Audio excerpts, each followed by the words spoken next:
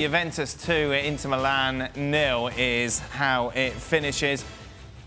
Massive significance with regards to the title race. Juve go back to the top of the table, one clear of Lazio. Juve 9 ahead of Inter Milan.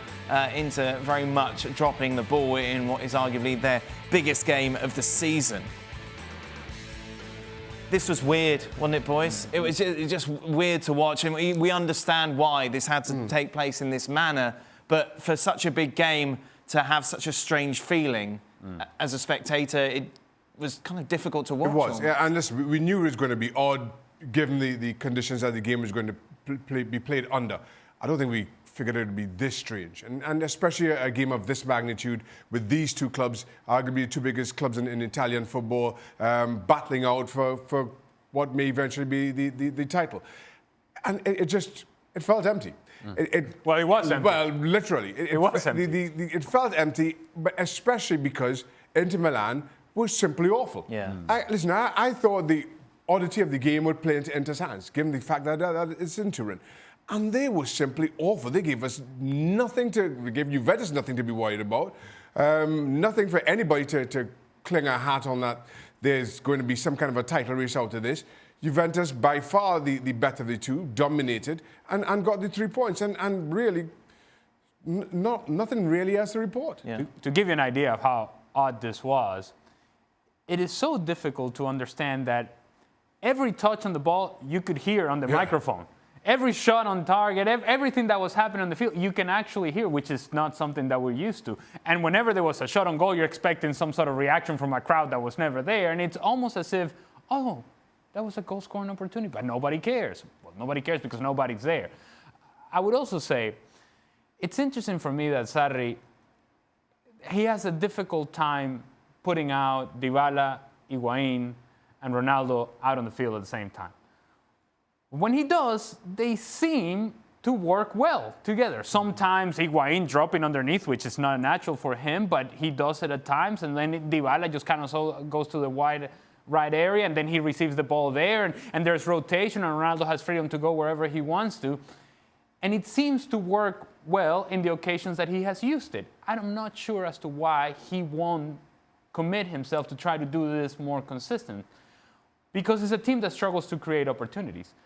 Today, what we saw from Dybala in that second goal, it shows you how special of a player he can be. Hasn't always been this, and doesn't always show this.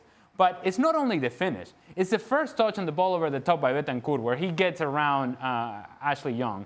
And then on the 1-2, once he gets into a position where Ramsey plays on the ball, once again, Ashley Young has an opportunity to make a tackle, and he cuts him back to the outside and finishes the way that he did.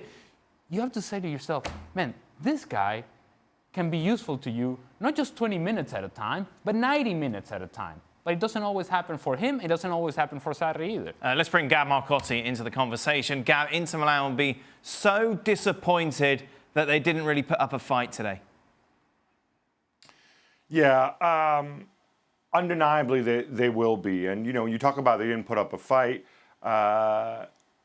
You can look at it on a binary way with Conte, where either, you know, they do what he says he wants them to do and be aggressive and press in midfield and work hard. They didn't do that. Or the other thing you could do is, hey, how about you put the guys out there who can actually pass and create, i.e. Christian Eriksen. And again, we see this guy come off the bench. And he doesn't give the impression that he is a Conte-type player, which then begs the question of, why did you spend all this money on him? He's supposed to give you something different.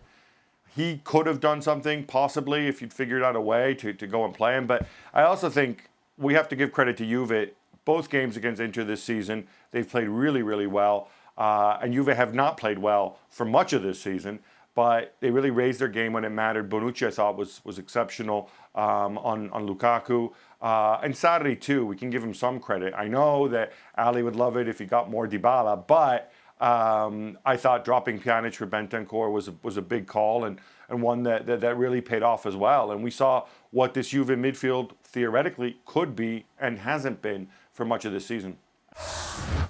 Thanks so much for watching ESPN on YouTube. And for more sports highlights and analysis, be sure to download the ESPN app. And for premium content and live streaming, subscribe to ESPN+.